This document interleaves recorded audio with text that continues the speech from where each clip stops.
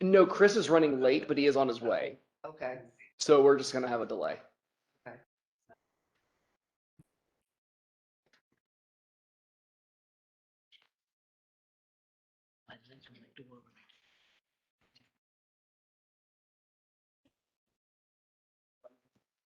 Always.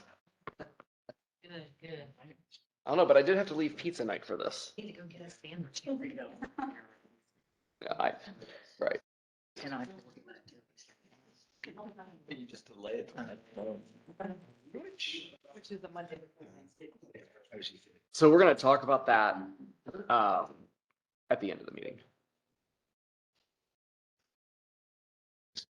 Well, yeah, do that.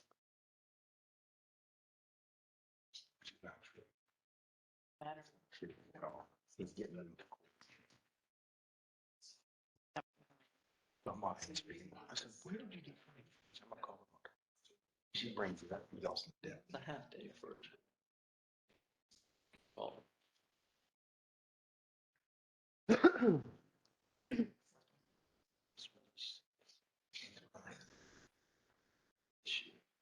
Dude, I think we need to, if we, anything new. I take it for 2 weeks, so it doesn't matter. Right. Yeah. Oh, but from Omni Ride? I don't know if we're getting all. I thought I saw that email earlier, maybe. Hey. Hey, Yes. what's his name was? You took off the committee, this committee, was it? Yeah, what committee was that? Cause my guy quit too. CTAC. You need a new person? Yeah, CTAC. That's where it's CTAC, right? Okay. I couldn't remember what it was because my guy quit too. Well, that's December 3rd. I gotta put somebody on. Okay. Fine, so- Yeah, I already got somebody Oh. on.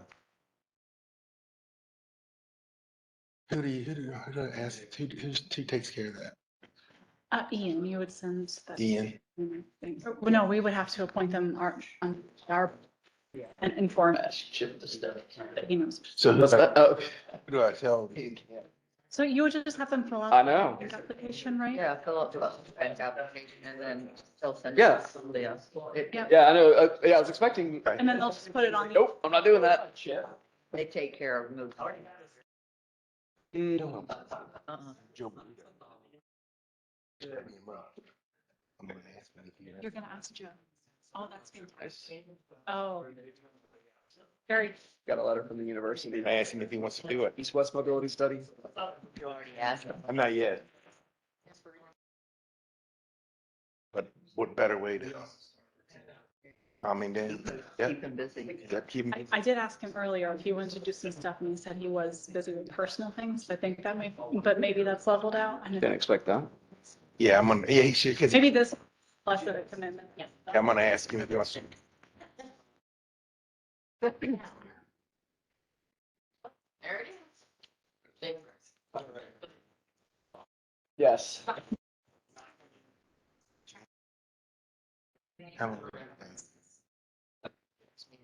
soon as he walks in, To be. I'm going right at it. As he crosses the threshold.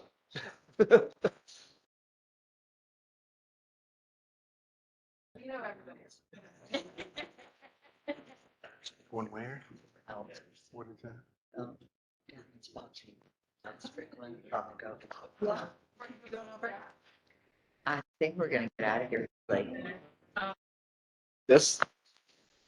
You're the man. Yeah. That would be quick. You're the man. Yeah, no, Not a lot. there's nothing on here that is controversial because these things aren't up for votes. This is just informational, like just to become aware of it before any votes are taken. So it's just, there's some informational presentations, a tip amendment, which is really just an administrative issue. That's it. Okay, I'm cool. But I'm, So everyone's cool. that's what I'm talking about, buddy.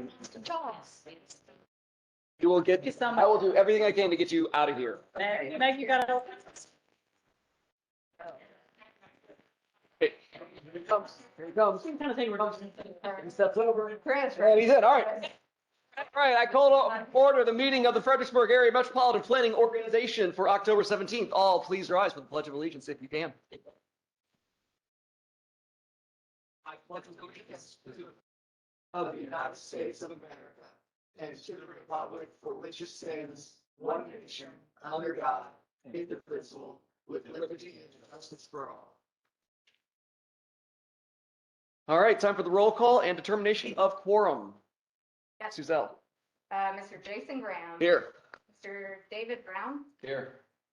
Ms. Meg Bomke. Here. Ms. Monica Gary. Here. Mr. Daryl English. Here.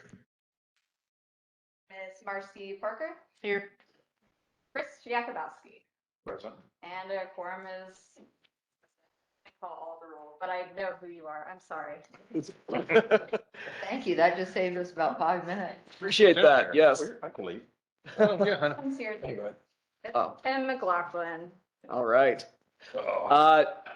Now it's time for the approval of the October 17th policy committee agenda. So moved. Second. We have a motion and a second. Any discussion? All those in favor say aye. Aye. Any opposed? Chair votes aye. Motion carries. Public hearing, comments and questions from members of the public related to proposed TIP amendment T11606, the Department of Rail and Passenger Transportation's rehabilitation and expansion of the Fredericksburg train station's side platforms for tracks 2 and 3. Is there anyone here who would like to speak to this matter? Do we have anyone online who would like to speak to this matter? Do we have any online questions or comments? All right, then I will declare that public hearing closed. Moving on to 5B, comments and questions from members of the public related to the FAMPO Intra-Regional East-West Mobility Study Phase 2 Transit Report. Is there anybody here who would like to speak to this matter? Yes. Hi, I'm Andy Smith, and I'm here to speak on behalf of myself, but also on behalf of the University of Mary Washington, where I'm employed. So on behalf of the University of Mary Washington, we want to make clear that we strongly support non-motorized and transit options for our students, of course, but also for our staff, faculty, and visitors who right now are limited, we're all basically limited to using a vehicle. So there's a letter from our president, which was signed today, on this matter. And so we want you to know that any non-motorized and transit options would have the support of the university. And myself, as a resident of Walkaway and a transportation planner by training, this is a huge deal, and yeah, it's important for safety, for the vitality of Fredericksburg, and in particular for allowing our students to be active citizens here in the city. Thank you very Chairman, much. this is Ian Ollis online. The letter from the university is on the screen in front of you, and I believe a printed copy should be attached Yes. to your agenda. We did receive the letter today, so we just wanted to make you aware of that. And I believe Coley has a second letter also for this particular item. Is there anyone else here who would like to speak to this matter? All right, anyone online who would like to speak? Okay. All right, Coley, is there another? Yes. All right. Received this comment from Adam Lynch, Friends of the Rappahannock. Thank you for including Friends of the Rappahannock in FAMPO's East-West Mobility Study. We hope that this study will help lay the foundation for more river-friendly growth, promote alternatives to car-dependent sprawl by developing around walking, biking, and public transit. Our comment regards the transit report that was prepared by VHB and presented at FAMPO's recent policy meeting and TAC.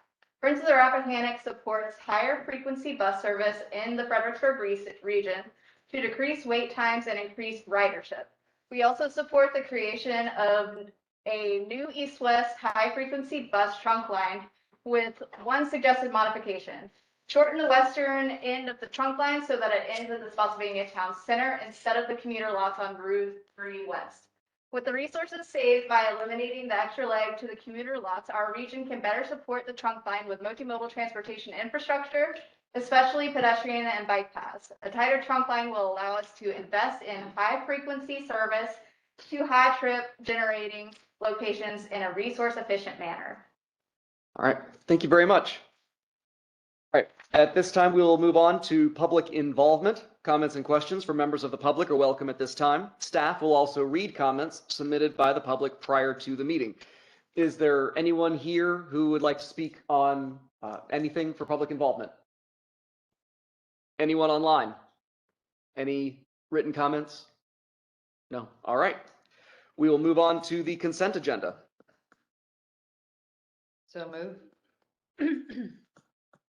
Second. We have a motion and a second. Any discussion? All those in favor say aye. Aye. Any opposed? Abstain.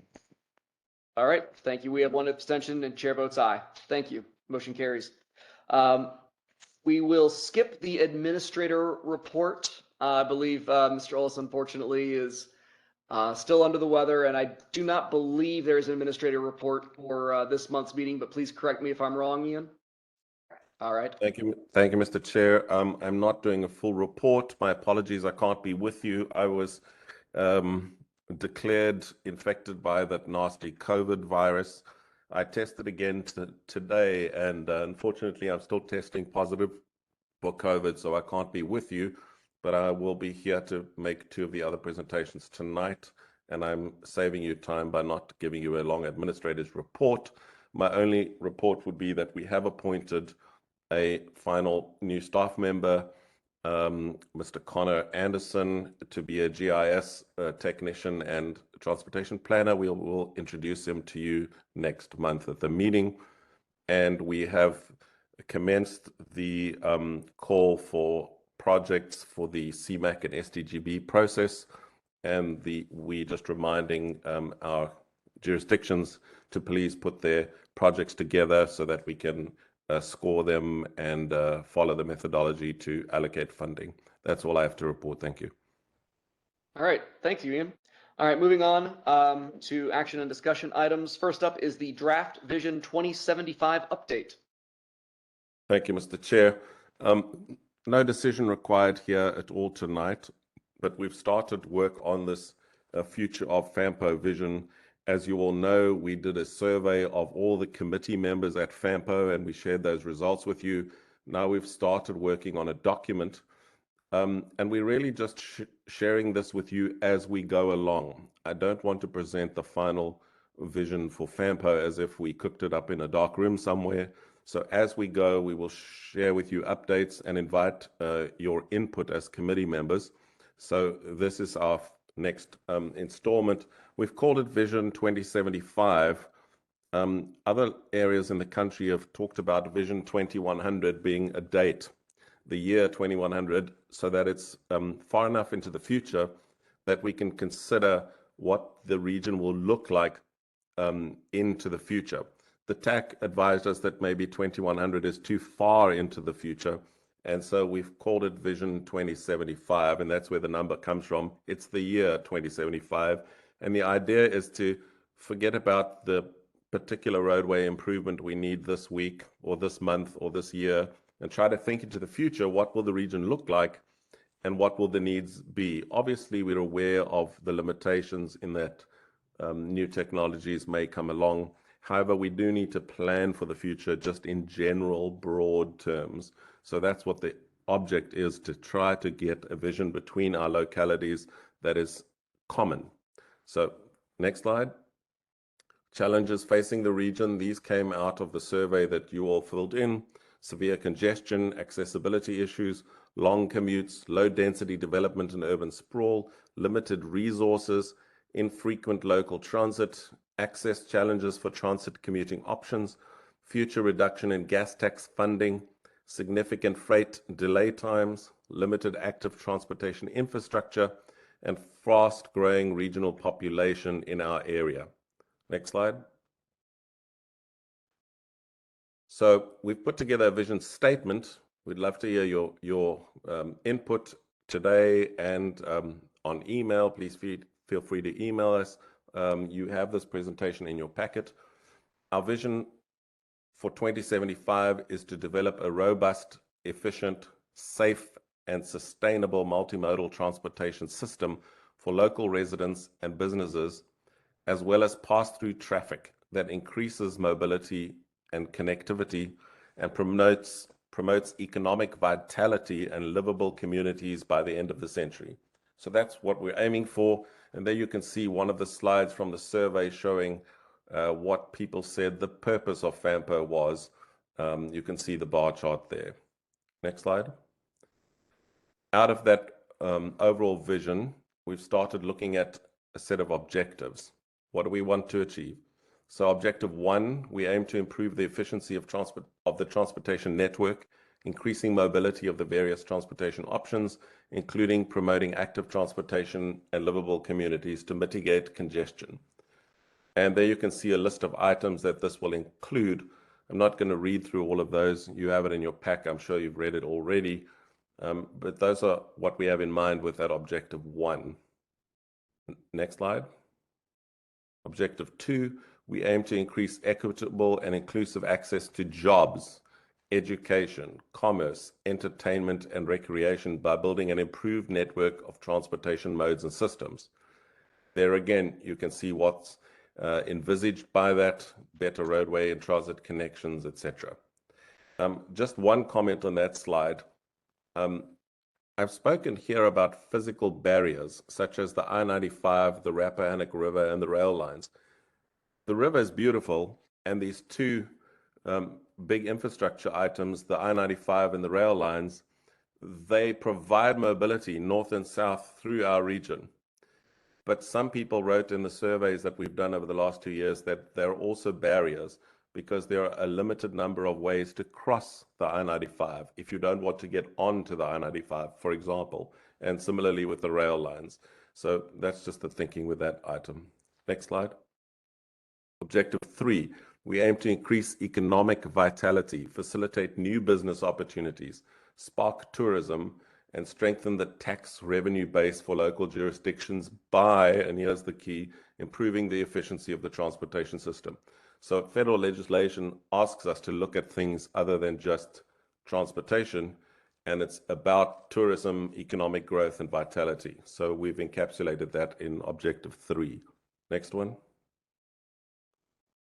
Objective 4, we aim to promote livable communities by monitoring environmental indicators, promoting healthy lifestyle transportation choices, and encouraging collaboration between housing, transportation projects, and entities to integrate land use and transportation planning for our region. As you know, the Infrastructure and Jobs Act requires us to actually do some of this. Some of this is just health issues and the environment. You want to live in a pleasant environment, not in a wasteland. So that's what this one talks to. Next slide. Objective 5, we aim to improve safety across all modes of transportation. That one is so simple, I don't need to explain that. Just monitoring crash rates and identifying projects to fix those. You can see there a long list of items that fit under safety. Number 6, next slide.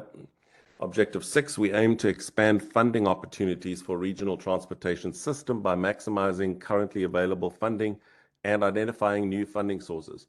If we're going to build larger projects into the future between now and 2075, we're going to have to rethink some aspects of funding to FAMPO and through FAMPO to our localities in order to build those transportation options.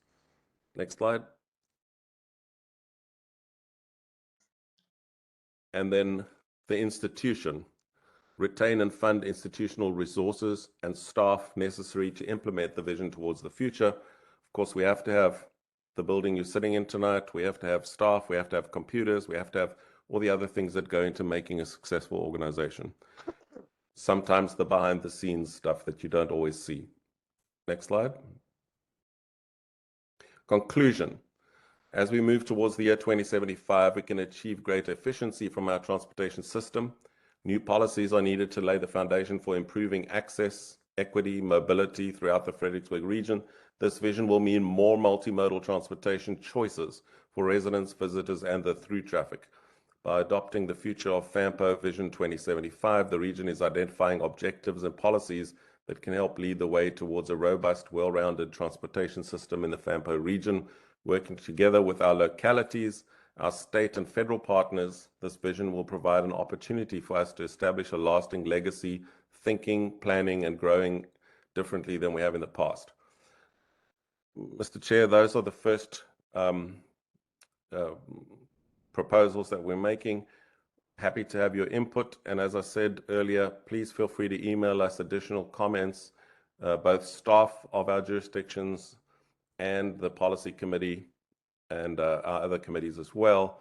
And we will rework this over time until people feel comfortable with what they believe is the right direction for us. We will add in all the charts and diagrams as we go and bring it back to you again in maybe 2 months or 3 months. So please give us any comments you have, or feel free to email us your comments so we can incorporate those, modify it, improve it, and bring it back when it's ready for you to consider. Thank you, Mr. Ollis. Does anybody have any comments at this time? I know that, some of us are just seeing this, but this is not up for a vote. And as Ian said, we can always submit our comments through email.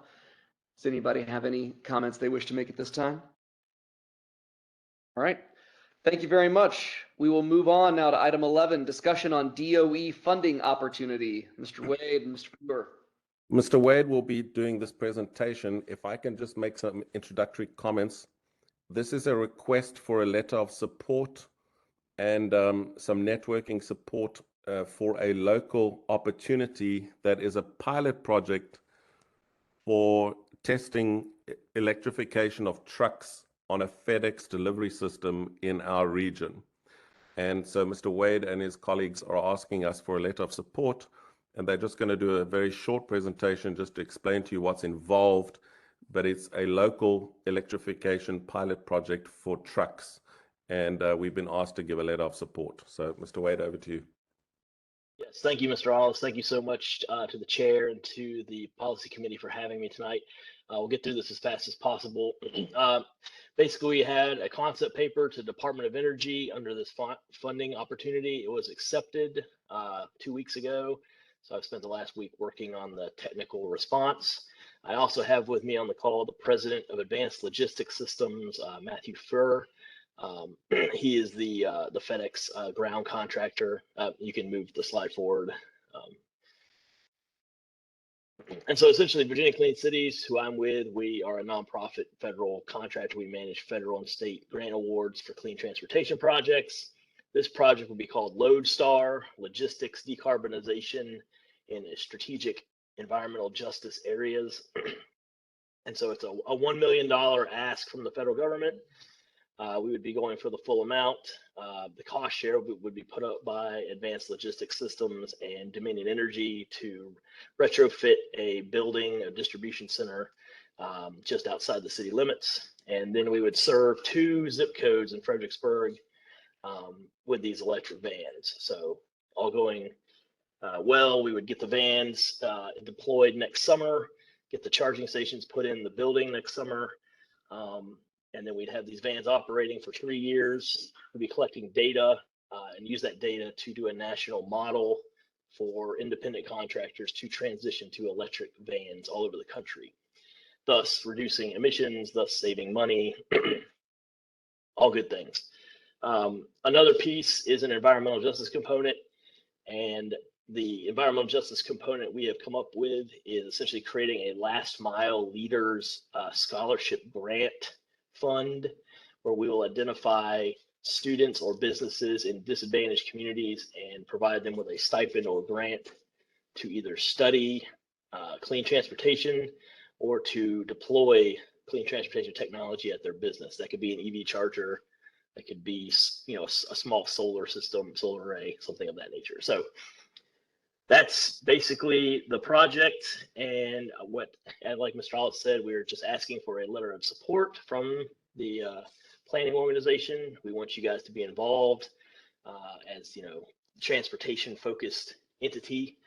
We think it's important that you guys be involved, and also I could use some help identifying the right people to talk to in the Fredericksburg area. So that's kind of you would be on the hook for. You wouldn't be getting any money, but you wouldn't be giving any money either. So it'd just be kind of, if I need to talk to somebody in Fredericksburg for some help, I might be giving you a call, inviting you to the project committee meeting. Like we'll have monthly meetings about this project updates and things like that. You'd be on the project reports and everything. So be a chance to be involved in a great project. So I'll take any questions. Ms. Bonk? So, thank you, Mr. Chair. So was this a proposal that FAMPO actually approved? Because if so, I don't remember it. The answer to that quickly is no. This is a new proposal that was just submitted to us recently. It's served at the TAC 2 weeks ago. So it's a brand new proposal that was brought to us. We did not approve a previous round of this project. Okay, and where does it stand with TAC? Has it been approved by them or vetted by them? So the TAC did not make any decision one way or the other. The TAC chair, I believe, is in the room with you tonight. The TAC just recommended that a short presentation be made to the policy committee to get their input. But no particular, is Jamie there? I just can't see on the screen very clearly, but it was presented to the TAC. They didn't see any major problem with it, but suggested that it comes to the policy committee for any discussion. Yeah, and I can clarify what came up in TAC. We did ask them to revise their presentation, to provide additional detail. For us, we needed, since there was additional detail needed, we asked them to present to this group what is actually relevant to the body, because from my perspective, and we've had conversations, we didn't have a recommendation to this group because I don't think we had enough information, was that we needed to understand how this actually benefits FAMPO, the region, the locality, since it's basically a private entity that is involved in this project effort and not so much some of the infrastructure needs that we use as public entities. So this is just the presentation again, but we didn't have enough information to say yes or no, but definitely not enough to say yes, to provide a formal letter. Thank you, Ms. Jackson. I guess I'm just a little befuddled, and I appreciate your response. Typically, we don't hear things until they've fleshed it out at TAC. So I was just wondering why it was coming to us if it really wasn't ready for prime time. I thank you. Okay. I apologize for the. So one of my questions here is that, have you already picked the partner? Was that stated? What company's going to get the benefit? Yeah, so essentially Virginia Clean Cities acts as a pass-through for federal money. We do grant management projects. We partner. So how did they determine UPS was going to get this award, Vice? Was there a competitive process that was done, or?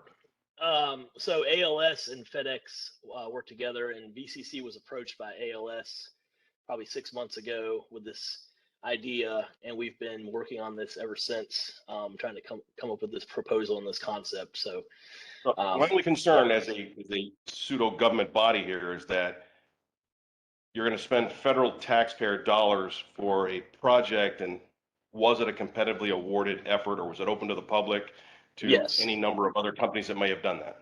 Yeah, no, this is very competitive. It's a nationwide FOA funding opportunity, so we're going to be competing. No, what I'm saying is, did UPS, FedEx, Amazon, Google, whoever else that does delivery services, did they all compete for this potential grant money? And if by not calling me and asking, is that a competition? I mean, we work on a first come. I guess maybe I'm understanding it is that if there's $1 million worth of federal taxpayer money out there that's going to be granted for this potential improvement to a business, did multiple businesses put an application in for this grant money? I can't say. I can only speak to the one that I'm writing. I don't know if Amazon. Right. So I guess that goes back to needing more information before we stamp and say, hey, this is a sole source to something, and we don't know all the legalities of this award at this point. I wouldn't support it until we had more data. A letter. Well, cannot get you that information because all that information is sealed until the awards are made. So. Well, but we would have the RFP, for instance, that would say who would be allowed to bid on it. I mean, you. Yeah, anyone's allowed to bid on any private company. That's your concern is what that process was. Was it in full and open competition where all the companies put a proposal together and it's any company awarded to? Okay. Yeah, any company, any entity could have applied for this in the country. If you have a tax ID number, you could apply for this. That's not their fault if they don't apply. Well, did they know? Yeah. that's the Right. question. Was it made public enough for all the businesses to go out there and make an Exactly. application for this grant money? It was open since July, yeah. And yeah, we're going 4 months now. Chairman, I think Mr. Yakubowski? Oh, hold on, Mr. Yakubowski? Yeah, no, I just have a quick question, and it's a larger question than this. As we're going more electric for vehicles, and is anybody tracking what it's doing to our electric grid? And I know California's had some problems. I don't want to become California with brownouts and whatnot. So if we're not keeping up with what we produce in electricity, which comes from coal and nuclear here in Virginia, and some renewables, but not as much, are we getting ahead of ourselves? And again, I'm not sure if this has a lot to do with that request for a letter, but in a general sense, we need to track to make sure that we're not getting to a point where we're not keeping up with the energy produced to electrify all these vehicles and everything else that we want to do. So those are my comments. Thank you. All right, Mr. Ollis, you, Thanks, Chad. Just 2 points. The first one is that I've been in a presentation with Dominion Energy, who I think are the major player in the electricity market in our region. And they, about 6 months ago, and they assured us that they believe that their network is up to scratch and that it has capacity, about 11% or something more capacity, to add in additional electric vehicles into the local grid. I share the concern, though, that around the country, people do need to monitor that because we don't want to have the brownouts. And we do also want to make sure that the local electrical infrastructure can handle everybody on the street purchasing an electrical vehicle if that happens. So I think it's a very important thing that we should watch. But I have been in at least one meeting with Dominion Energy, a meeting organized by somebody else. It could have been a VDOT meeting where they made clear that they believe that for the next couple of years, they think that the network is fine locally in Virginia, and that their power generation and network distribution network would be up to standard. So I think it is something that we should continue to monitor, but that's the little bit of feedback I have. The second thing is just to clarify this competitive process. I don't really have a dog in this fight, nor does FAMPO staff, so we don't particularly have a strong feeling one way or the other. We do want to support clean energy, of course, but this is one proposal from our region that we've received. But this is a national federal grant program, so there'll be people from companies all over the country applying for these. We have not received any request for comment or support on any other application from our region. This is the only one we know of that has come to our attention who is actually applying. But FAMPO will never apply because we don't apply on behalf of private industry and on behalf of clients. So there may be only this one from our region. There may be another one that comes across our desk in the future. But there are deadlines here, and so I think some of the deadlines have passed. It's likely this may be the only one from our region. I'm not sure how we would go about finding out whether there were others from our region, because it's not up to FAMPO to go seeking out these items. It's up to the applicant to come to us and say, would you support this particular project? So I doubt very much we're going to get another one on this particular grant from our region. There is a small chance that somebody else is working on one and they just haven't asked for a letter of support from us. all right, thank you. Just the last comment is that, I think you said UPS was the potential applicant? FedEx. FedEx. Yeah. Okay, so you're asking us to endorse giving federal tax grant to FedEx. Cannot FedEx come up with $1 million to do this on their own? If it was important to FedEx, shouldn't FedEx just pony up the money? I just don't think that, I don't know that we really want to label, here, let's give FedEx $1 million. I'd rather if there's a This small is a- business around there. This is a FedEx independent contractor, and Mr. Furr, would you like to speak as the contractor? Yeah, good evening, everybody, and thank you for the opportunity to sit down and discuss this with you. FedEx Ground is made up of 6,000 independent contractors across the country. So they're all small business owners that have a contract with FedEx. FedEx provides the distribution centers where the freight comes in on tractors and then gets sorted and put on delivery vans for parcel delivery in each of the territories. I came into the Fredericksburg area in May. I currently operate 15 step vans in 2 zip codes. And in the interview process with the district, I made the intention very known that the reason why I was investing in Fredericksburg was to convert the fleet to electric vehicles. The only reason why I invested as a independent contractor was to be a change agent in respect to conversion to electric, which I've done successfully in other businesses. FedEx is going to put their marketing power behind the project. And with the opportunity to have a fleet that's electrified by mid 2023 in Fredericksburg, there is ample opportunity where the marketing team for FedEx is going to be showing these trucks on the road. It'll be one of the first fleets that are electric of Class 5 trucks on the East Coast. Predominantly, a lot of these conversions are done in states where there's state money. You know, California, Florida are the 2, New York, but nothing in the Potomac region. And certainly I'm from North Carolina. There's nothing in North Carolina as well. So when this DOE grant came live and I was able to meet Matt and his team, we applied for it. We needed a sponsor. VCC became our sponsor. And we plan on rolling these trucks out in the Fredericksburg area. So any other additional questions, but this is not, FedEx is not writing a check. This is not going to them. This is we have 25 employees that are all, living in Stafford or Fredericksburg right now. All right, thank you, Mr. Furr. Do we have any other comments or questions from the policy committee? So, I was just gonna say, I don't have enough information. This is, Yeah. I don't like doing this. I've never heard of this before. Right. Us doing, FAMPO doing this. Right. So I'm just not willing to jump on it right now.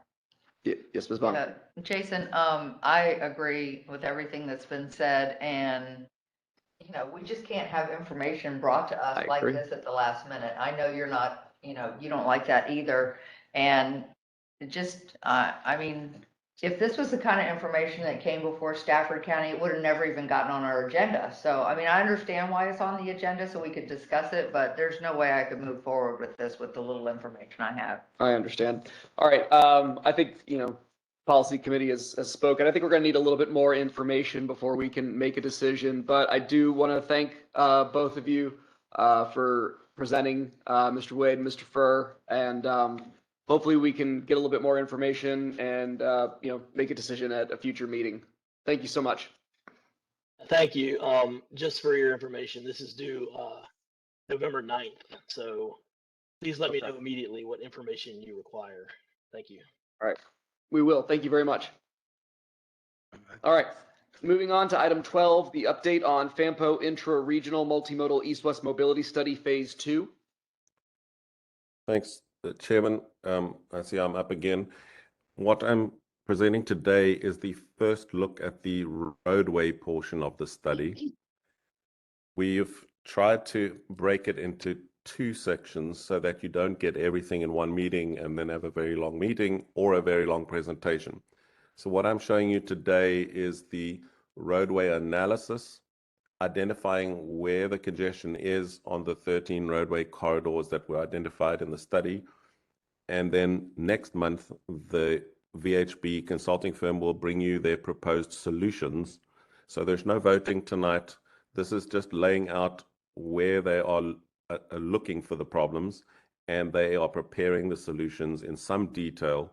And you'll get a full report next month that includes the solutions.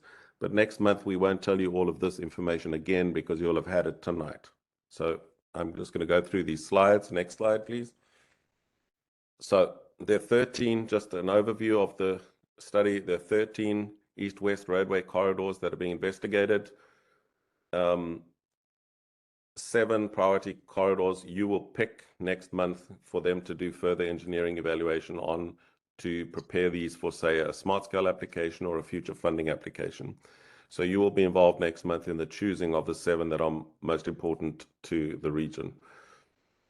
Phase 2 also looked at regional interchange access points like I-95 access points that were variously discussed in the past, but haven't been taken forward. We asked them to have a high-level investigation to tell us whether those would help or not in terms of our congestion problems in the future. We also identified bicycle and pedestrian connections and 2 transit projects. You saw those last month in the presentation, most of those. The phase 2 study also evaluated potential treatments of 4 of those bike projects. 2 you saw last month, 2 you'll see next month, and the transit projects. So today we're just going to look at the congestion modeling on the corridors, the 13 corridors, for you to be able to see where the problems are. Next slide. Next slide.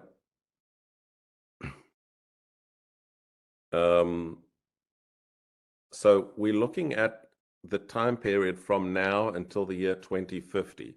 So some of these corridors will be congested already now. Some of them will become congested by 2050. So we looked at the whole time period and used the FAMPO travel demand model, which is administered by VDOT, in order to model the future and look at where the congestion is going to be. Next slide. There are the 13 corridors.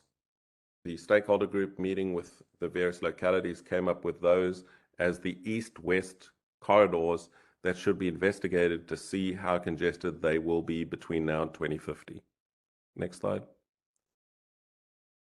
There they are on the map. So you can see they spread throughout the region. Those just give you a pictorial representation of where they are. You know most of them, so we don't need to tell you about that. Next slide.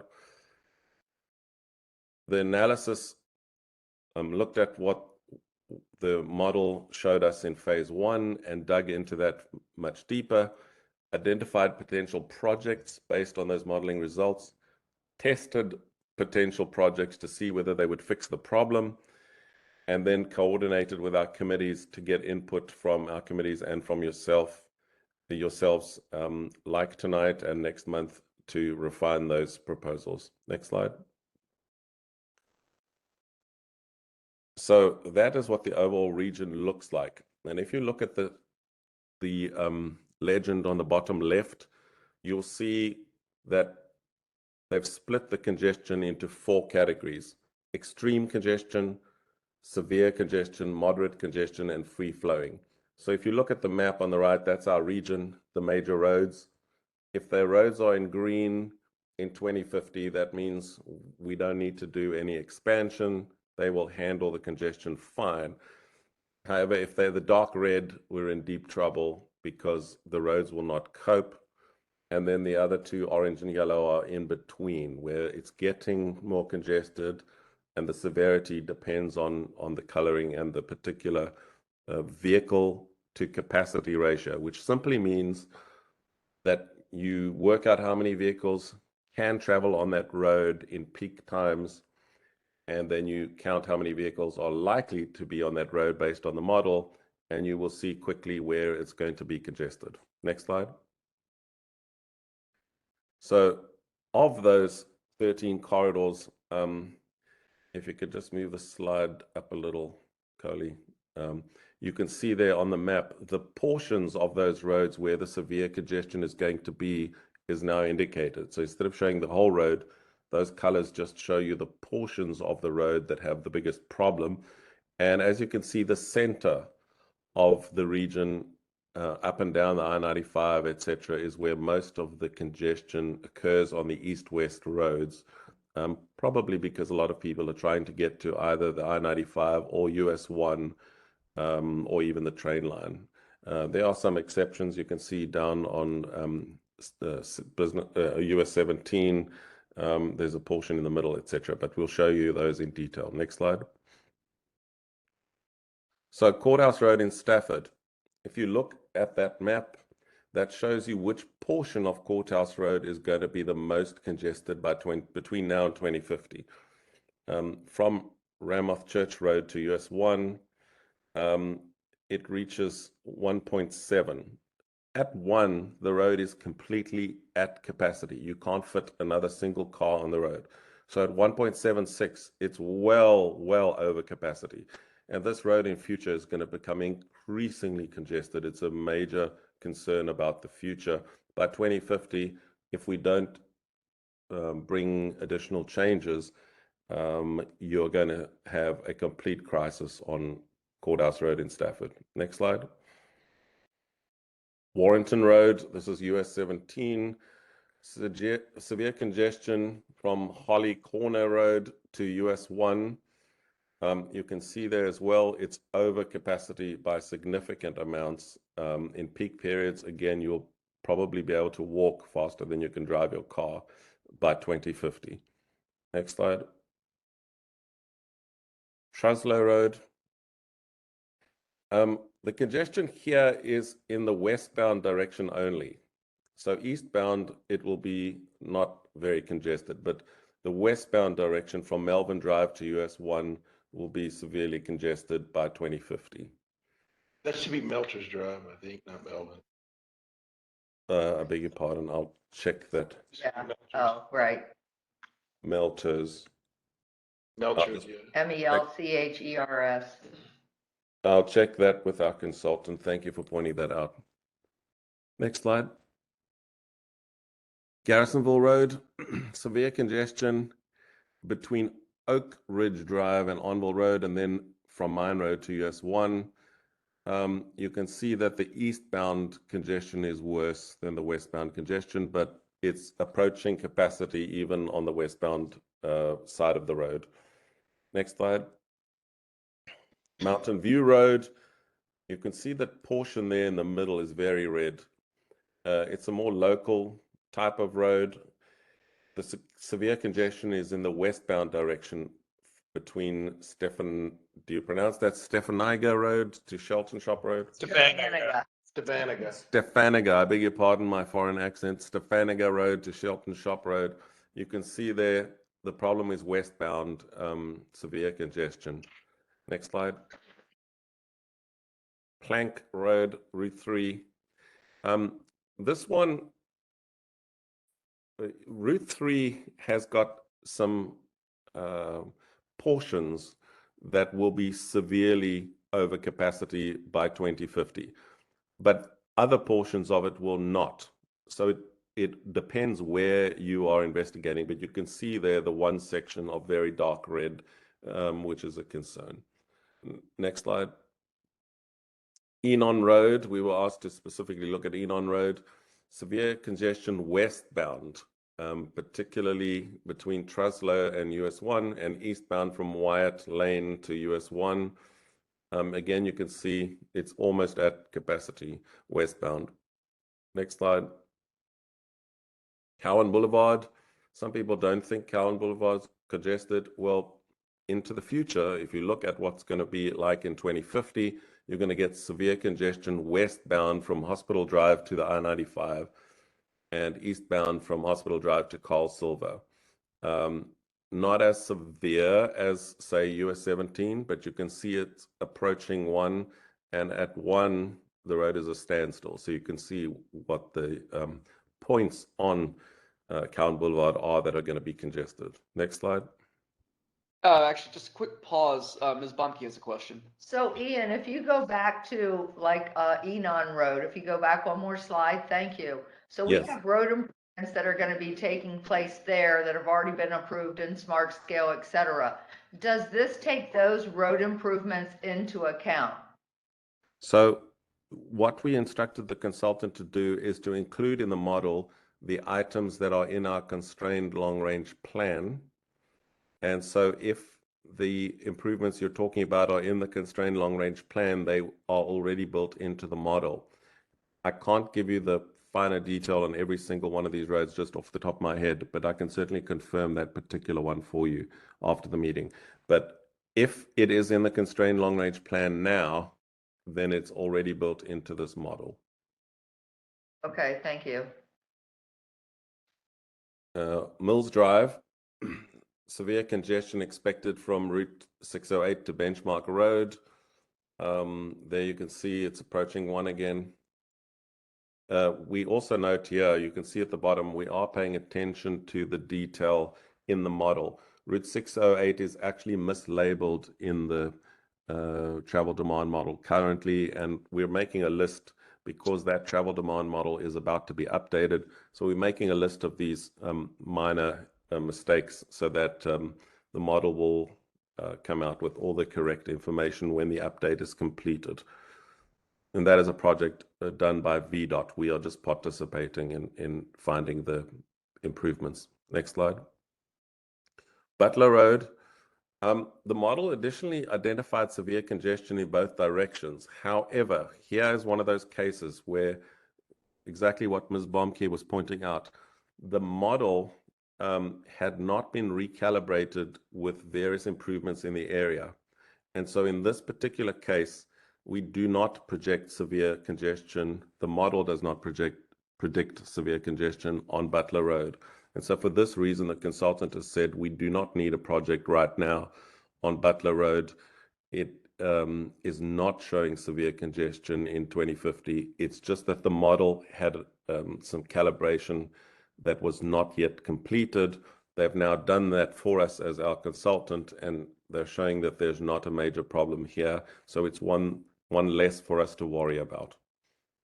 Ms. Baumke. Ian, I think that the consultant needs to go back and look because they must have used a different formula here because that is crazy. That does not meet severe congestion both ways. It's one lane. So I would like for you to ask the consultant to go back and review that. Plus, on the previous slide where you showed all the different little dashes on the map, well, it's way back, but don't worry about it. It had a break in the line. So there was a long line, then a break, and then another line. And that doesn't make any sense for Butler Road. I will ask them to review Butler Road one more time. If you can see any other problems, if you just pop me an email, I will take it up with the consultant. And before we come back to you next month, we will have them review those.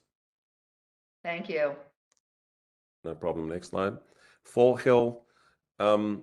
Again, not the whole of Fall Hill Avenue, but there is severe congestion in a westbound direction between Wicklow Drive and River Road, and eastbound between Normandy Avenue and US 1. You can see there are little portions that are going to become severely congested, not the whole road, but it is something to watch in the future. Next slide.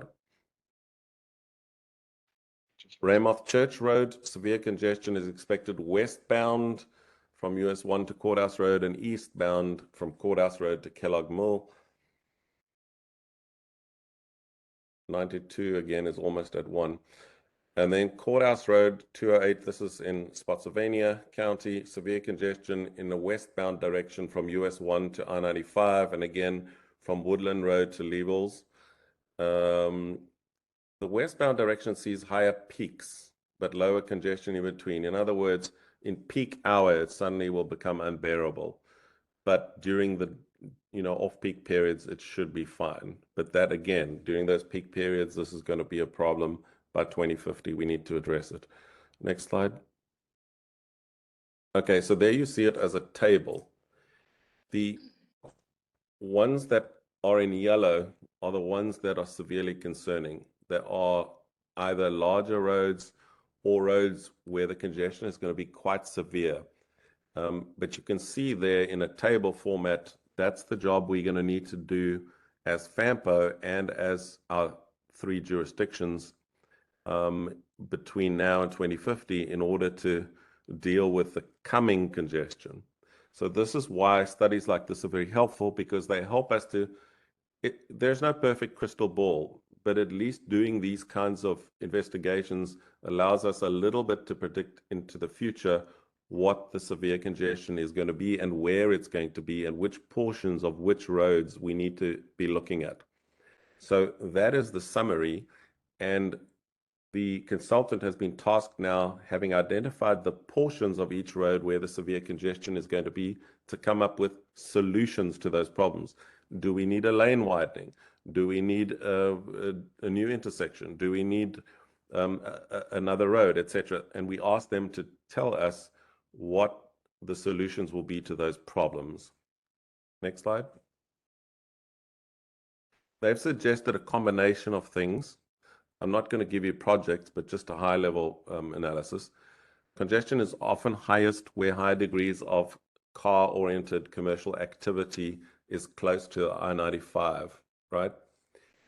The east-west traffic is often affected by the well-known challenge of north-south congestion. So when the north-south gets backed up the east-west road, which is supposed to take traffic off of the I-95, US 1, and the rail line, can't handle all the traffic coming off. The presence of congestion in existing multi-lane arterials suggests we look at parallel routes, we look at developing a larger grid of streets. In other words, that might mean a new road somewhere, and other approaches to complement increased corridor capacity through widening. So there's a range of options that they're looking at, and they're going to present you with options next month so that you can see where we are on that. Next slide. All right, next steps. VHB has made a list of potential solutions. They're busy modeling those solutions, and we're going to present whatever they find next month. The solutions are being modeled in the travel demand model, so it's no good if we say, hey, let's widen this road, but the travel demand model tells us that that won't fix the problem. So they're going to model the solutions as well to see if that will actually work. And we're going to present those to the stakeholder group at the end of October. And then the solutions in the draft report will be presented to the TAC and the policy committee in November. So that's where we are with the roadway portion of the study. Any questions on this? Because I have, I think, 2 more slides before I'm done. Do we have any questions so far? On roadways. All right, let's see those last 2 slides. Okay, great. The transit report we shared with you last time, there were some concerns raised. So, Coley, can you just pull up, first of all, the public survey that we did? We've started the public comment period, as you know, at the policy committee last month on the transit report with the 2 transit projects and the bike and pedestrian connections. And these are the results. We asked the public to tell us whether they thought what the transit projects were presented. Sorry, let me start that again. We asked the public to tell us what they thought of the transit and bike ped projects that were presented last month. So this is live. I asked Coley to pull it up live. This is live on the web, and Coley has been spending their time marketing the survey, asking the public to tell us what they think. As of right now, we have 371 responses. For FAMPO, that's the second highest, I believe. I may be wrong, but I think that's the second highest number of responses we've got to a survey, 371. So that's a good response. Scroll down. So first question, does the region need a more rapid and reliable bus service? You can see there 345 said yes, 26 said no. Next slide. The next one. Do you support the bus route, see the map, to establish a rapid bus service for the region? We actually took the map out of the report, put it on the website, and then asked them. You can see there again, 330 said yes, they support this route, 41 said no. Next slide. Do you support a transit center at the Stafford Courthouse Road Park and Ride? A transit center would include a bus arrival information, interior waiting area, restrooms, parking, and 6 bus bays. 330 again said yes, 41 no.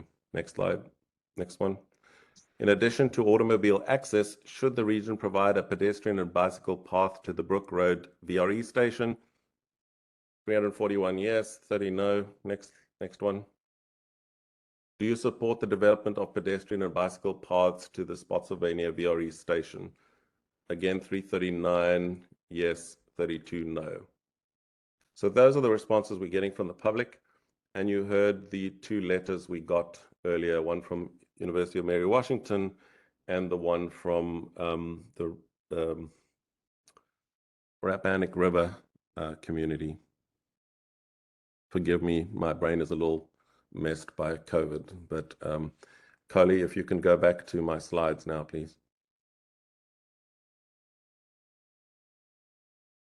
Great. So the transit report is out for public comment. You had the public hearing tonight, and that is finished.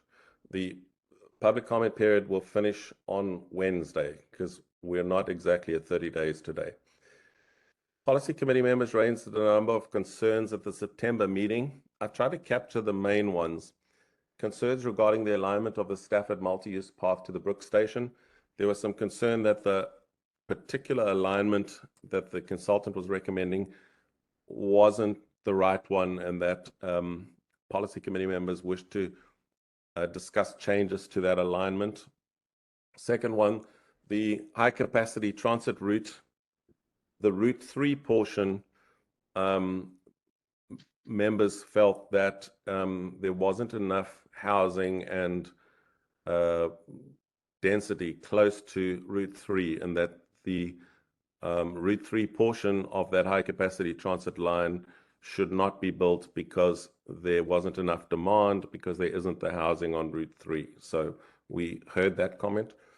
Next one, Stafford is reviewing the need for the future Stafford downtown or downtown Stafford project as a whole, and therefore may not be ready to deal with locating a transit center currently. Remember, the proposal was find the land now so that you don't have to buy it at a much more expensive price later when it's all built up. That's the idea. And then the Spotsy multi-use path to the VRE station garnered no specific comments, so we didn't get any negative feedback on that one. So I put those in writing just to remind you of some of the discussion. Basically, all that I'm asking, Chairperson, is this an accurate reflection of the views of the policy committee? Because I need to go back to the consultant and ask them to make changes to that transit and bike pedestrian report, so that when we bring it back to you next month, you have something that's more accurate to what the policy committee would like, and so that you can then get a product that you would be happy to support.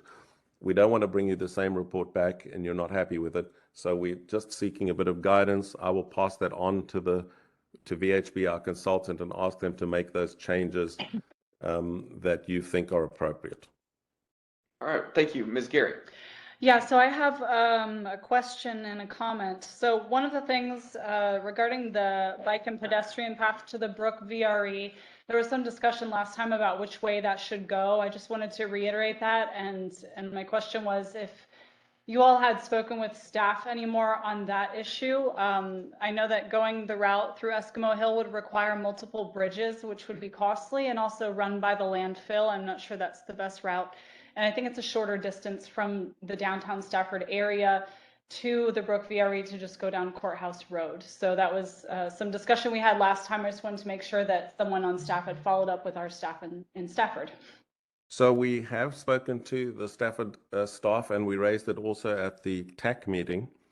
And we then received an email, I'm going to say last week, with some proposed changes. We just wanted to be sure that the policy committee members are happy with those changes. So I'm not sure whether you've seen that email from Stafford staff and whether you would support those. I will gladly take those proposals to the consultant and ask them to implement those changes if you believe those are what you want. I'm just not sure whether the policy committee members. Yeah, I'll take a look at it and catch up with you.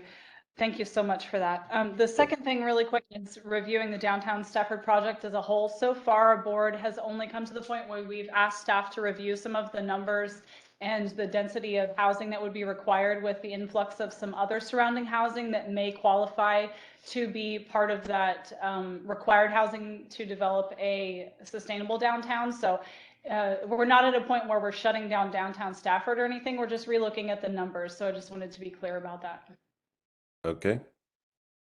Mr. Yakubowski, and then I'll get to you as well. First of all, thank you. And thank you for the survey on the website. I think a better question to ask, if not if you support something, but would you use something? Because sure, I support, pedestrian pathways wherever you put them, but am I going to use them? I think we get a better reflection of what the community is actually looking for and needing. Then when it comes to rapid bus transits, it's interesting. I did go back and look at Boulder, Colorado. And wow, I mean, that was $83 million that they spent to open that up, and they have multiple routes and highly dense areas that they run multiple lines through. So I think constantly saying that other locations have them, well, we're not Boulder and we're not proposing multiple, which leads me to my question. We were told that a rapid bus transit line to work from the consultant, correct me if I'm wrong on this one, needed a dedicated lane so it doesn't get stuck in traffic, gets through lights quicker, et cetera, et cetera. So is that what is the path that we're going down, or are we just going through starting up another bus system that has more buses and runs quicker times and whatnot on a more condensed travel schedule and travel area? Because again, if that's what we're doing, we already have Fred and we can run Fred that way. If not, and we need another bus lane, I don't care if the federal government's going to pay for this or not, because I keep hearing that. What I need to know is how much is this going to cost, and what is the maintenance on this? What is the upkeep? How many more lines are we going to add? Where does this go? Just starting one line and having it run on the same roads is fine. Are we creating a whole nother lane? And if so, how much does that cost and where's that going to go? Chairman, if I could just respond to that in some sense. The costs are all itemized in the report for you. So all of those details are there. The consultant has said to us that we don't need 100% dedicated lanes all through the region. Firstly, that's very expensive. And secondly, it's not necessary on every road that is part of the route. The area where it's most beneficial is on Route 3. But we heard some comments last time that that is probably the section where we do not need to have this particular new bus treatment. So if we are going to take all of those comments together, we could remove the portion on Route 3 because of the concerns raised by members that there are not enough housing units on Route 3 and therefore not the density to do it. In which case, there would be priority intersections where the traffic light would let the bus go through quicker, if I can put it in layman's terms, which would speed up a bus running through this area. It's a higher capacity bus. It can take more people, and it hits destinations which the model suggests are where more people are going to ride the bus. So the model tests different alignments and says, well, here's where more people are that will actually use the bus based on demographics, based on number of housing units, based on the stores that a typical bus rider would frequent. There's lots of history and research into those sorts of metrics. And the idea is that this will be the first of a number of high capacity routes. Jamie is there in the room, and her team and her consultant are looking at her whole network. So they would look at also other opportunities, additional opportunities to do this kind of a treatment, this kind of a bus service. The idea is that this would be, let's call it a pilot project or a first project to get this kind of system going, but it's not something that would be in opposition to Fred Transit. Fred Transit will run this bus system. It's just that it's a higher capacity bus system. It's a much more frequent bus system. It's got better marketing. It has stations that allow you to board very quickly so that it gets people a different level of service, which they won't get from a regular bus that comes once an hour or even once every half hour. It's a different animal altogether. But it would still be run by Jamie's team, and it would connect to all of the other bus routes so that you can get off one bus and get onto another bus. It's not completely isolated thing that just runs on its own.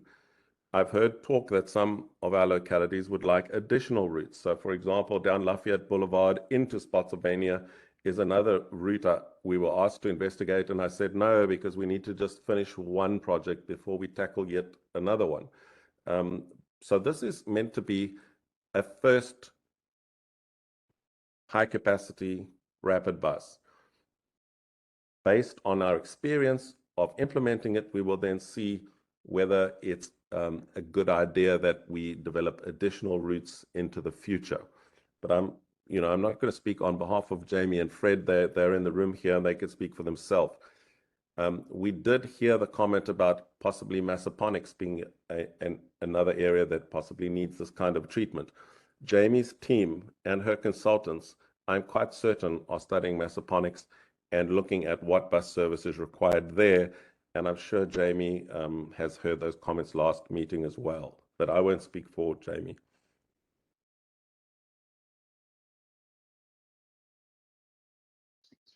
Oh, okay. All right. Any other questions, Ms. Bonke? So as Alex Oziak in our office that handles transportation is out for 2 weeks. So I did have a conversation with Matt Lahane regarding the items in here that relate to Stafford. And I think Monica spoke about that. We wouldn't, I don't think the preference would be that we go down Eskimo Hill Road over by the landfill. Going down Courthouse Road makes a lot more sense. So the fact that we have a little flexibility there would be great as far as what we're directing the consultant to do. For me personally, I don't think we're going to need a transit center up in downtown Stafford. I think we'll need some additional, call them stations. Bus stops? Thank you, bus stops. But they have another name too. Shelters, thank you. But I don't think we're gonna need some massive transit center up there. So if you're asking for direction, Ian, I mean, that would be Yes. my personal, So thank you for that. Do you I think we need to tweak that a little bit. That's fine. Matt Lahane suggested that a smaller transit center could assist where, 3 buses could park and people could get off one bus and get onto another bus. There is commuter buses that are coming south now that we believe DRPT, you remember the change to our tip we had to do a month or 2 ago to make space for 4 additional commuter bus routes in our area that would probably be run by OmniRide. So there may be a need for them to stop in your jurisdictions. But do you want me to arrange for the consultant to look at a smaller facility? Do you want me to remove that item from the transit report altogether? I look for your direction because, I'm here to serve the policy committee. Yeah. Ms. Gary? Sure. Yeah.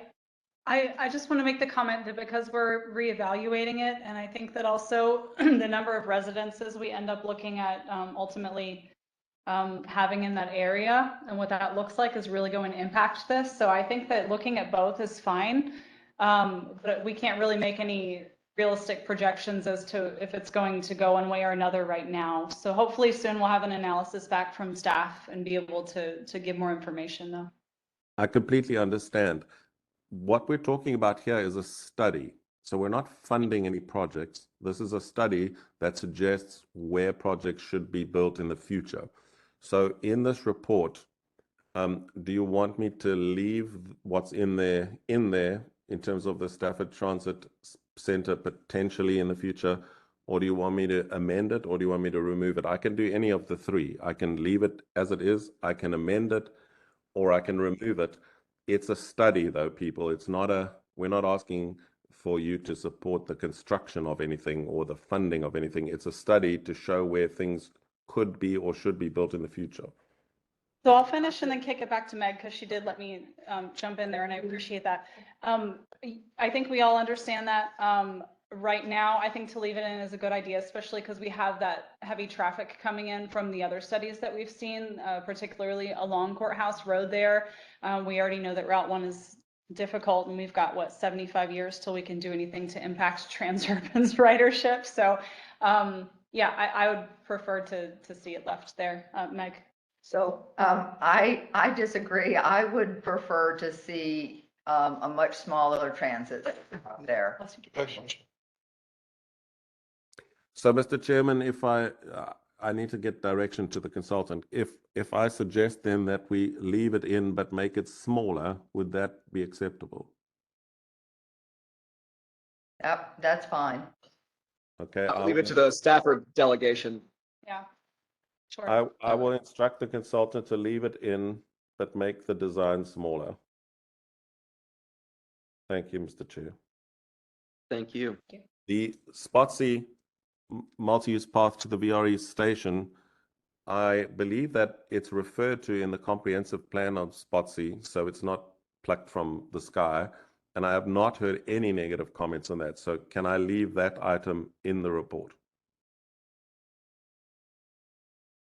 Looks like, You know what, why don't I ask the supervisor from that district? Because it's up to, I'd get her input, but as of right now, I mean, I think it's a waste, but that's fine. Yeah, I mean, who's paying for this stuff, you know? at the end of the day. It's referred to in your comprehensive Understand plan. it's a study, but it's also a multi-use path down a highway that doesn't really connect, but that's fine. Let's put it in there as, if we get money, sure, we'll do it. But I would like to ask her to get her input. She was newly elected last year, okay, so I'd like to just see what her views are. Ms. Hayes. Ms. Hayes, yes, sir. All right, thank you. Very happy to get those comments, and if they want changes, we'll happily entertain those as well. All right. All right, well, thank you. Anything further on the mobility study?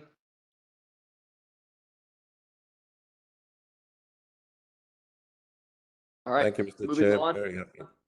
All right, thank you, Mr. Ellis. All right, let's move on to the update on the FAMPO Freight Summit, Mr. Rideout. Good evening. So on September 29th, FAMPO, along with the Fredericksburg Regional Alliance, hosted a freight summit. We actually reached out to approximately over 70 different freight entities across our region, as well as into King George and Caroline County, to try to get their participation into discussing of our regional freight kind of challenges. On the next slide.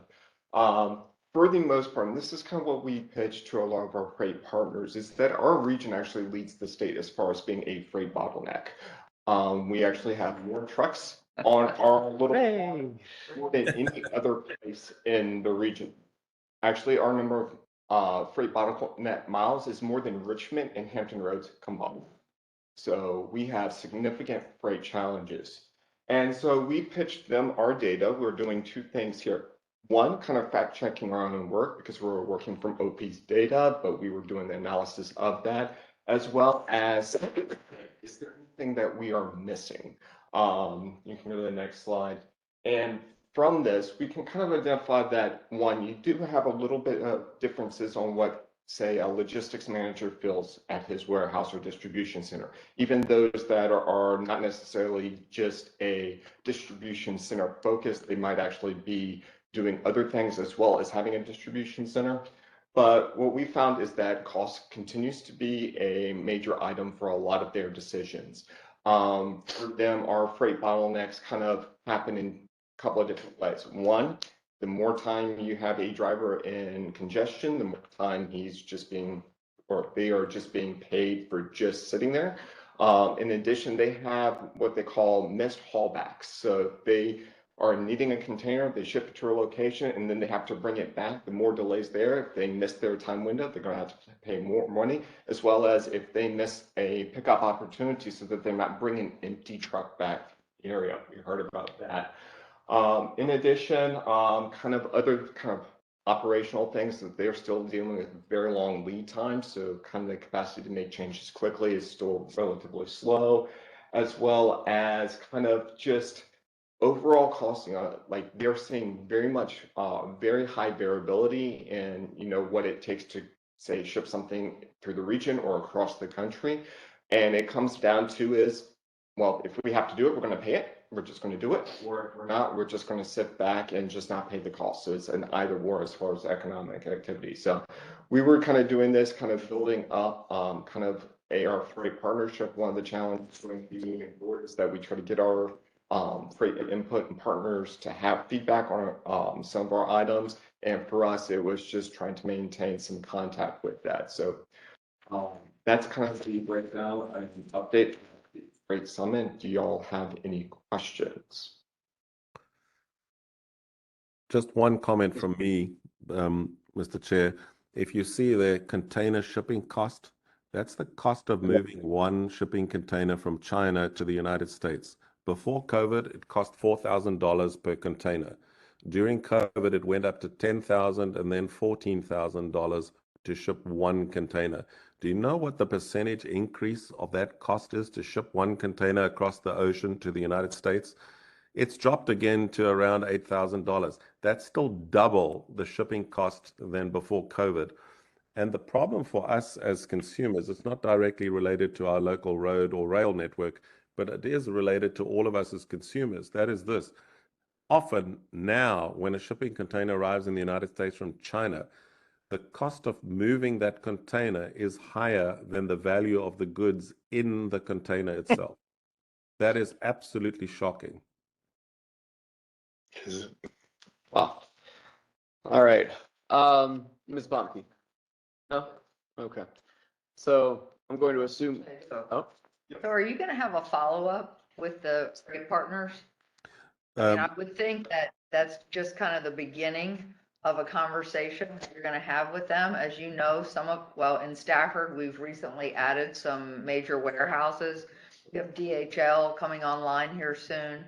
A number of us have proposals in our district. So what are you thinking kind of over the next 2 to 3 years, how we can help address some of these challenges?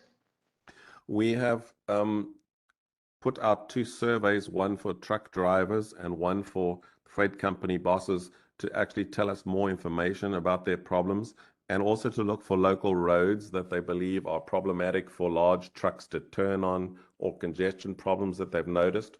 And so we're waiting to get more data from them. Our consultant is also then preparing a report on this whole process of doing the summit, of doing the surveys, and of gathering the data. John, who just spoke a moment ago from our office, has been researching all of the data and showing us where the problems are. And we are the bottleneck in Virginia. I can tell you for nothing that it is a significant problem. Our road network bottlenecks here. We have then also made a commitment to keep in touch with all of those who came to the summit. And we, of course, will try to continue to reach out to those who didn't come to the summit. So, for example, DHL and Amazon, they're more difficult to reach. And the big national players, you have to jump through a lot of hoops to get to the right person to even speak to. It's much more difficult when you get to, I tried to contact Target, for example, about their shipping of goods into the region to their stores. And honestly, I bounced around in 2 of their call centers forever trying to find the right person. I tweeted them on Twitter and social media to try and get their attention. It's very difficult. They're such a massive organization, and they don't allow the local store managers to speak on their behalf. So we can't get the local manager of one of the local Target stores to talk to us. He says, no, go to head office in, I don't know where the head office is, somewhere in Ohio, I think. So the local store people don't want to talk to us because they are not allowed to speak on behalf of this federal massive entity. But we certainly are continuing to talk to them. This is the first time recently that FAMPO has done outreach to the freight and trucking and railroad industry. We're very glad of those who came. CSX was actually very helpful giving us information. The Port of Virginia was very helpful in telling us what's going on. And these other stores and trucking companies gave us some very useful information, and we will continue to stay in touch with them as time goes on. I look forward to the report that Cambridge Systematics will prepare to bring you on this process that we've been working on.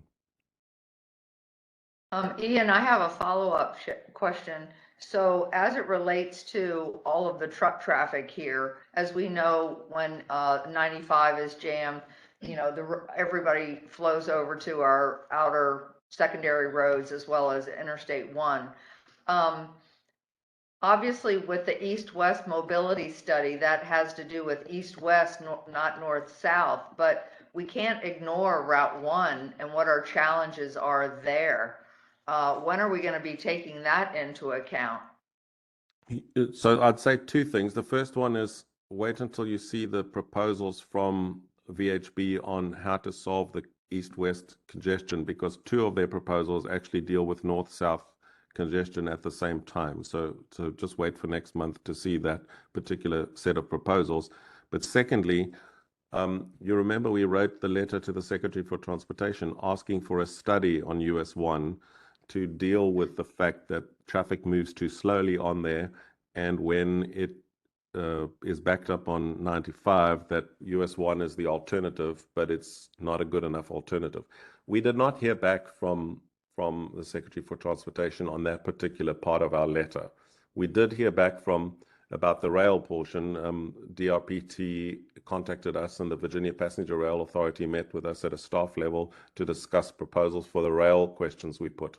But in terms of the road questions we put, we did not hear back from the Secretary's office or from VDOT's central office in Richmond. So we didn't get a response. But you all voted to say that we need a study of the whole of US 1 to deal with the fact that the traffic there moves too slowly to be a viable alternative to I-95. And I think we made that point. Thank you. All right. Any further questions or comments? Yes. I could, thank you. Outside of the FAMPO study, our staff will be looking at the information from this as well. For instance, like our transportation demand management, our ride share. There may be opportunities to combine efforts, things like providing more parking space. You know, we're aware that one of the problems are the trucks create a safety problem because there's not enough space for them to pull over and get their rest time. And I know you all have seen them like I've seen them. They're just pulled over into the non-pullover sections. And the state police allow that because it's dang if you do, dang if you don't. They're in violation if they don't stop, but there's no place for them to stop. So there may be opportunities to create joint efforts between ride share and truck parking as well. So we'll be using this data with some of our other programs to look for opportunities. All right, great. Thank you, Mr. Boyles. All right. Thank you, everyone. Moving on to item 14, the resolution approving an amendment to the TIP. All right, good evening again. So in your resolution is a proposed to amend the 2021-2024 TIP to add a new project. This is the Fredericksburg Station rehabilitation.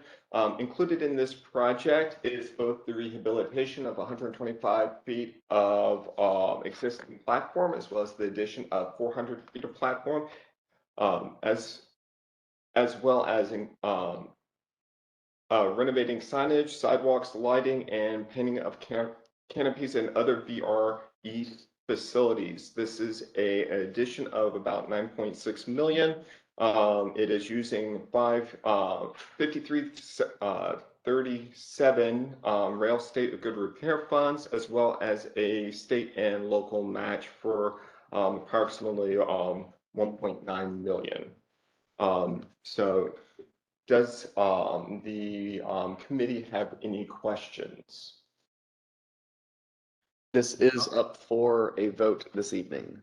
Yes, we're not adding any new funds. This is already discussed with the localities, and it's merely adding this to the TIP because legally we have to add things to the TIP before any funds can be spent. So it's not, this TIP amendment has nothing to do with us giving any money to anybody. It's about accepting that this project is being done in our region, agreeing with the project, and signing off on a TIP amendment so that they can go forward and spend funds which have been agreed elsewhere previously. All right, so move. Second. Thank you. There's a motion and a second. Any further discussion? All those in favor say aye. Aye. Any opposed? Chair votes aye, motion carries. All right, moving on to correspondence. Do we have any correspondence at this time? Coley? Yes. This is a press release that we received from the Maryland Transportation Authority. Demolishing the Governor Nice Memorial Bridge. And they just demand study to preserve the bridge for pedestrian and bicycle use. This was included in your packet. You can find it linked. All right, thank you very much. Any additional correspondence? Okay. All right, any staff or agency reports at this time? Yes. So we have 1 week to go for the Chatham Bridge People's Choice Award. I cannot tell you where we are currently ranked, but we are close. Oh. So we need everybody to vote every day on every device, push us over the edge so we can win the People's Choice. So we're going to be posting stuff on Facebook and Twitter, and if you guys just make sure you repost to all your friends and all your followers so they can all vote this week. We vote through midnight Friday night, and the announcement will be on Saturday as to who the winner is. Great. Thanks, Marcy. Mr. Chair, the link to the survey is in your minutes of the last meeting. Great. Thank you very much, Ms. Golden. All right. Any board member comments at this time? The only thing I just want to remind everyone of is currently the next meeting is scheduled for November 28th. That is the Monday after Thanksgiving. If anybody has any concerns about that, That will be a joint meeting. it will be a joint meeting with GWRC. Okay. Yes, so it will begin at 7:30. Yep. So we're all bringing leftovers so we can have good food. There you go. Good call. All right. Just to point out from our side that this is the meeting where you will get the full roadway report with the proposed projects to remedy the congestion that I showed you tonight. So you may want to take that into consideration. You will start the meeting at 7:30, and our consultants will be coming to brief you on that report. So it might not be an early evening, just some fair warning. I'm looking at the coffee. It doesn't normally happen on the same night as GWRC, but in this particular case, you all decided to move this meeting to the same night. So I'm just warning you what the implications are. All right. Thank you, Mr. Oils. All right. If we have nothing else, we are adjourned. Thank you. Thanks, everybody.